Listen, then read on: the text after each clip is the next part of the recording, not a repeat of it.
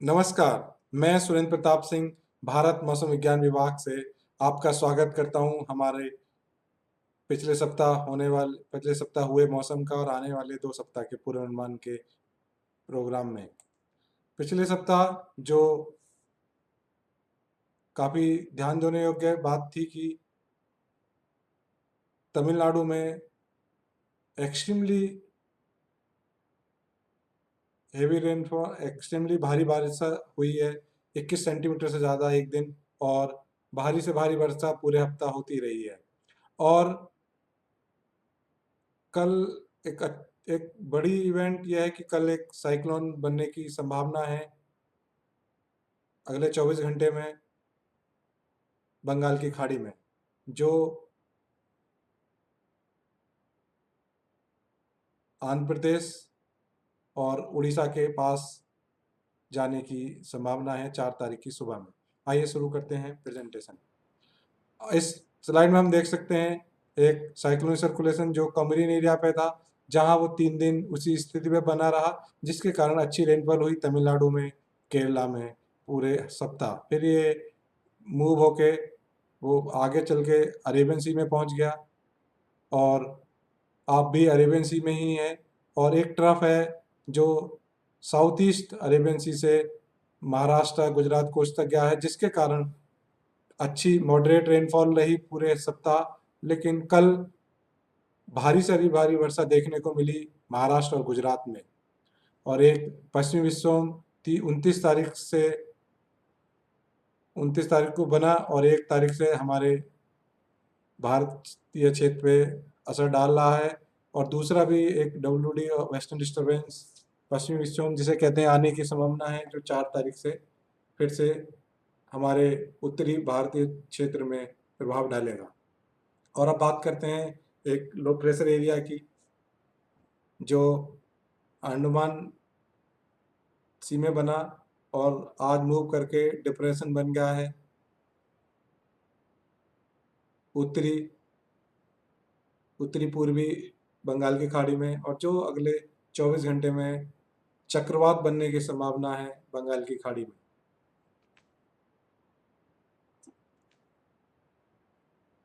इस स्लाइड में हम देख रहे हैं कि पूरे सप्ताह अच्छे बादल रहे हमारे उत्तरी राज्यों में, हमारे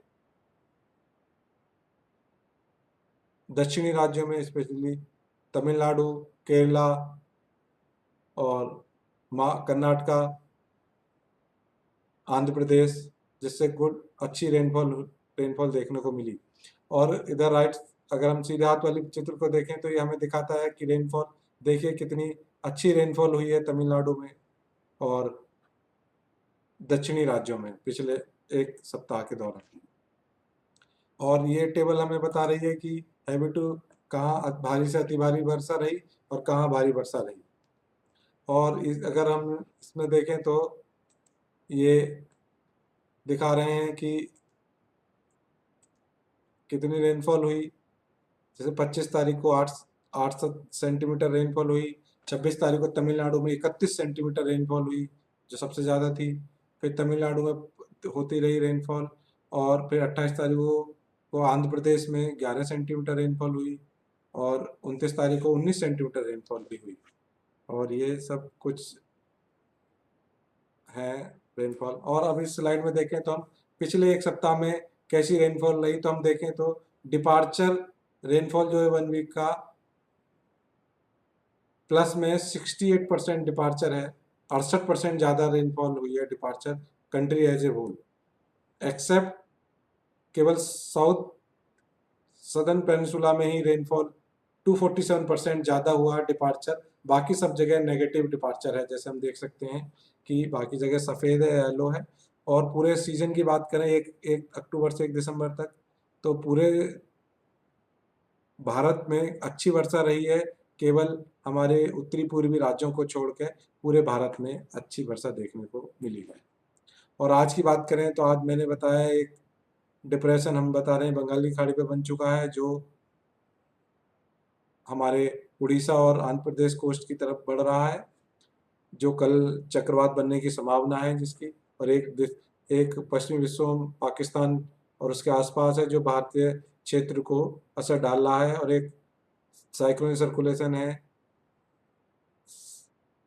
cyclonic circulation over north east Arabian sea में है, एंड ट्रफ है फ्रॉम इससे साउथ गुजरात और उत्तरी कोंकण तक। और अगर वार्निंग की बात करें तो अगले 5 दिन में हम देखेंगे कि महाराष्ट्र और गुजरात में केवल अगले 24 घंटे ही भारी वर्षा होने की संभावना है। उसके बाद वहां पर कोई भी भारी वर्षा या थंडरस्टॉर्म होने की संभावना नहीं है। लेकिन अगर हम बात करें अब आंध्र प्रदेश और उड़ीसा की, तो जो हम बता रहे हैं कि एक चक्रवात बनने की संभावना है अगले 24 घंटे में, जो इस तरफ ही बढ़ रहा है, जिससे भारी से अति भारी वर्षा होगी आंध्र प्रदेश और उड़ीसा में 3 तारीख को, और अति भारी एक्सट्रीमली हैवी रेनफॉल कुछ जगह पे भी संभावना है उत्तरी आंध्र प्रदेश और तटीय उड़ीसा में, और भारी वर्षा है बंगाल में होने की संभावना है 4 तारीख को, और 5 तारीख को भारी से अति भारी उड़ीसा में, बंगाल में और आसाम मेघालय एंड त्रिपुरा, और 6 तारीख को आसाम मेघालय में। और इसी के साथ साथ तमिलनाडु में 4 तारीख, 5 तारीख, 6 तारीख को भारी वर्षा होने की संभावना है कुछ जगह पे, और केरला में 5 और 6 तारीख को। और अगर बात करें मछुआरों के लिए, तो जैसा हम देख सकते हैं 50 से 60 kmph गस्टिंग 70 kmph अगले 12 घंटे में रहेगी south east Bay of Bengal में। उसके बाद स्पीड बढ़ के 65 से 75 और गस्ती 85 हो जाएगी over central Bay of Bengal में, बंगाल की खाड़ी में, कल की मॉर्निंग से। और उसके बाद और बढ़ेगी जो 90 से 100 और गस्टिंग 110 हो जाएगी north west and adjoining west central Bengal Bay of Bengal में 4 तारीख की मॉर्निंग से, जो अगले 24 घंटे तक रहेगी। और 45 से 55 गस्टिंग 65 किलोमीटर प्रति होने की संभावना है नॉर्थ आंध्र प्रदेश और उड़ीसा कोस्ट के फ्रॉम 3 तारीख की रात से, जो धीरे धीरे बढ़ के 70 से 80 हो जाएगी, गस्टिंग 90 हो जाएगी 4 तारीख की सुबह से। और इसके साथ साथ इतनी 45 से 55 गस्टिंग 65 वेस्ट बंगाल पश्चिम बंगाल की कोस्ट पे 4 तारीख की सुबह हो जाएगी, और उसके बाद इनकी जो कि 60 से 70 से 80 हो जाएगी 4 तारीख की शाम को, जो अगले 12 घंटे तक बनी रहेगी। तो अतः मछुआरों से अनुरोध है कि इस क्षेत्र में ना जाएं, और जो अंदर समुद्र में गए हुए हैं वो जल्दी से जल्दी वापस अपने घरों को आ जाएं। और अगर बात करें साइक्लोन बनने की, तो पहले सप्ताह में तो हम देख ही रहे हैं कि अगले 24 घंटे में बन जाएगा, एक चक्रवात बनने की संभावना है। और सप्ताह 2 में एक लो प्रेशर एरिया बनेगा, बनने की संभावना अंडमान सी पे, जो आपका वेस्टवर्ड मूव करके साउथ तमिलनाडु, उत्तरी तमिलनाडु तक जाएगा, और उसके लो प्रेशर से ज़्यादा बनने की कोई उम्मीद नहीं है। और अगर रेनफॉल की बात करें तो हम देख रहे हैं पहले सप्ताह में तमिलनाडु, केरला, कर्नाटका अच्छी रेनफॉल रहेगी, और महाराष्ट्र में भी रेनफॉल रहेगी, और साइक्लोन के कारण हमारा उड़ीसा, आंध्र प्रदेश और पश्चिम बंगाल और त्रिपुरा, आसाम, मेघालय में भी अच्छी रेनफॉल वर्षा देखने को मिलेगी। लेकिन सप्ताह 2 की बात करें तो दूसरे सप्ताह में बिल्कुल भी रेनफॉल पूरे देश में बिल्कुल कम हो जाएगी, केवल जो तटीय तमिलनाडु है और उसके साथ साथ लगा हुआ आंध्र प्रदेश है, वहीं पे रेनफॉल देखने को मिलेगी।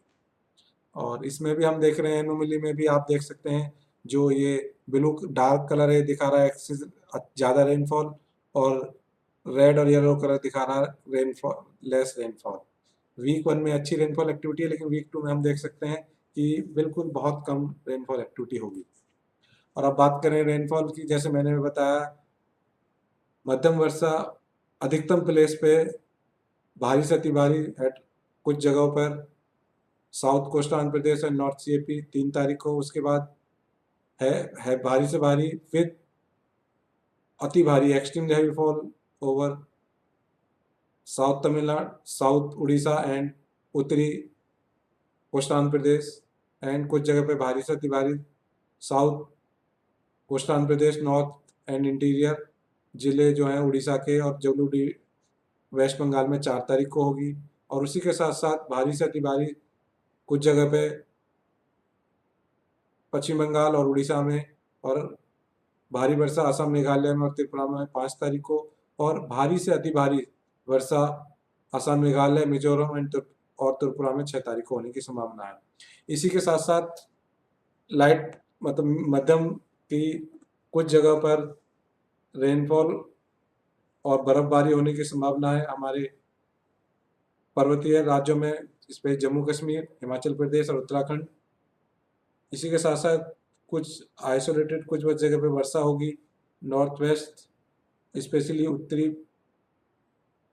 पश्चिमी भारत में, जिसमें पंजाब, हरियाणा, चंडीगढ़, दिल्ली, उत्तर प्रदेश और राजस्थान आता है, जो 6 तारीख तक लगातार पश्चिमी विक्षोभ आने के कारण चलती रहेगी। और जैसे मैंने भी बताया कि नॉर्थ मध्य महाराष्ट्र और गुजरात पे अगले 24 घंटे में वर्षा होने की संभावना है। उसके बाद वो वहाँ कोई वर्षा नहीं होगी अगले 2 सप्ताह तक। और इसी के साथ साथ हमारे दक्षिणी प्रायद्वीप में वर्षा होती रहेगी पूरे सप्ताह, और कुछ जगह तमिलनाडु और केरला में 5 तारीख और 6 तारीख को भारी वर्षा होने की संभावना भी है। इसके अलावा कोई पूरे भारत में कहीं भी कोई वर्षा नहीं होगी पूरे 1 सप्ताह। और अगर न्यूनतम तापमान की बात करें तो 2 से 3 डिग्री तापमान गिरेगा अगले 2 दिन में। उसके बाद फिर 2 से 4 डिग्री बढ़ जाएगा हमारे उत्तर पश्चिमी राज्यों में, और 2 से 4 डिग्री गिरेगा मध्य भारत में, जो शुरू के 2-3 दिन सप्ताह के गिरेगा। उसके बाद फिर वो नो सिग्निफिकेंट चेंज होगा, कोई भी चेंज नहीं होगा। तो अगर वो पूरा देखें तो कोई ज़्यादा चेंज नहीं होगा और बाकी बचे हुए रीजन में। और हम ये कह सकते हैं कि कोई भी कोल्ड वेव नहीं होने की संभावना है पूरे सप्ताह। और वीक 2 की बात करें तो हमने अभी चित्र में देखा कि वीक 2 में पूरे भारत में जो वर्षा की गतिविधि है वो बिल्कुल कम हो जाएगी, बस थोड़ी सी तटीय तमिलनाडु पर रहेगी, बाकी पूरे देश में कहीं भी वर्षा नहीं होगी।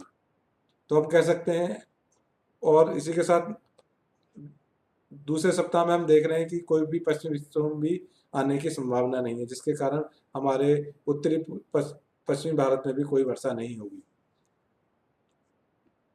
और अगर बात करें न्यूनतम तापमान की तो पूरे देश में 1 से 2 डिग्री तापमान गिरेगा।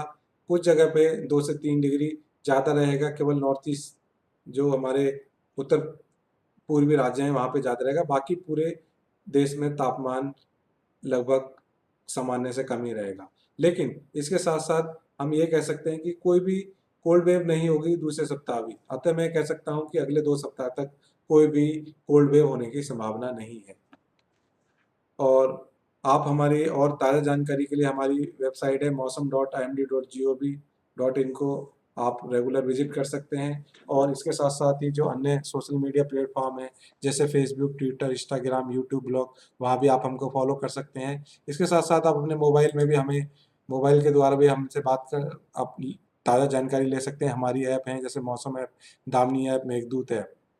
और आप सभी का बहुत बहुत धन्यवाद, नमस्कार मुझे सुनने के लिए। Thank you.